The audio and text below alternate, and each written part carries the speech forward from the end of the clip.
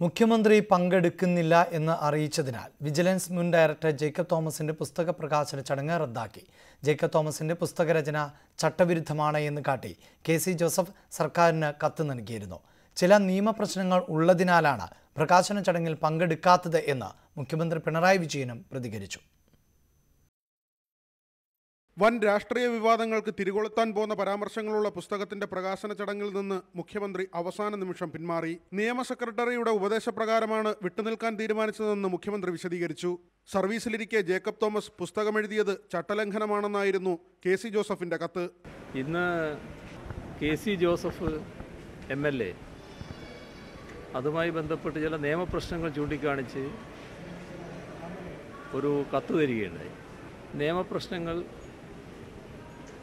പരിശോധിക്കാൻ വേണ്ടി ലോ സെക്രട്ടറിക്ക് കൊടുത്തു. അപ്പോൾ ലോ സെക്രട്ടറിയുടെ അഭിപ്രായം അതിൽ ചില പ്രശ്നങ്ങളുണ്ട് എന്നാണ്. അങ്ങനെ പ്രശ്നങ്ങളുള്ള ഒരു സാഹചര്യത്തിൽ പിന്നെ ഞാൻ പോകുന്നത് ഭംഗിയല്ലായിരുന്നു. അതുകൊണ്ട് ഞാൻ പോകുന്നില്ല.